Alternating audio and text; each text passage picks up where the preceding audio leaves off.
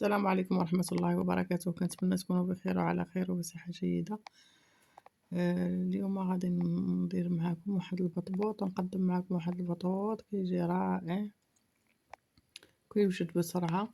ندوزو المكونات. عندي نص كيلو ديال الدقيق الأبيض وربع كيلو ديال الفينو. وعندي الملح وخميرة الخبز، ملعقة صغيرة خميرة الخبز والملح وملعقة صغيرة سكر والماء دافي باش نجمع العجين. انا جمعت العجين ديالي وغادي نغطيها ونخليها تختمر.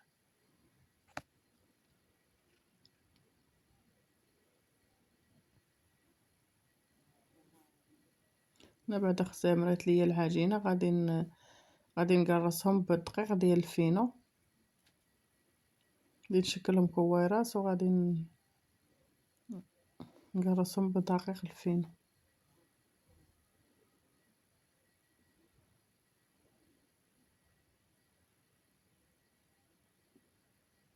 نديرهم كويرات بهذا الشكل.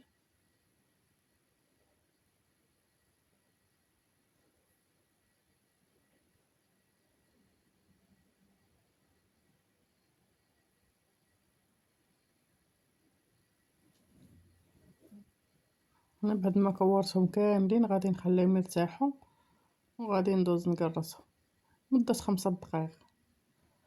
دابا بعد ما تاحت لي العجينه غادي ندوز نقرصها بهذه الطريقه المبينه في الصوره. بالنسبه للعجين راه خصها تكون العجين لينه، تكونش قاصحه، تكون مرخوفه شويه باش كيجينا البطبوط رطب. غادي نستمر نقرصهم كاملين.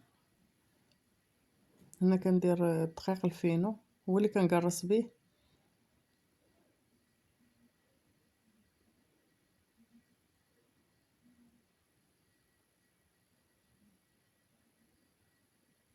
بالنسبه لدقيق الفينو هو السميد الناعم جدا.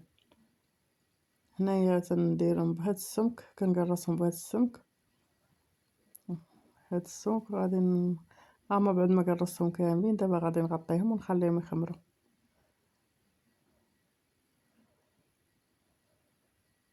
دابا بعد ما خمروا غادي ندير المقله ثقيله تسخن وغادي نبدا نخبزهم على نار تكون متوسطه. صافي كنبدا نقلب فيهم حتى كيطيبوا. شوفوا كيفاش تنفخوا. هاد البطبوط راه كيجي رائع وينفعنا حتى في رمضان. تقدري تعمريه باي حاجه.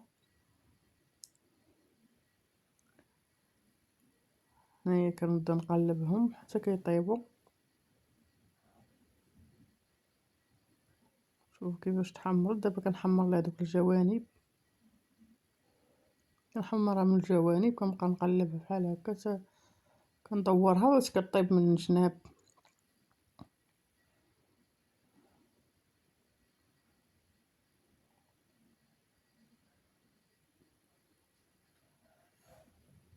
انا طابت غادي نحيدها وندير وحده اخرى.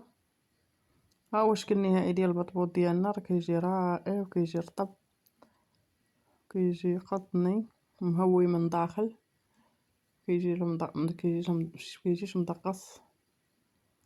هذا البطبوط راه كيجي رائع كما قلت لكم. ينفعنا في رمضان.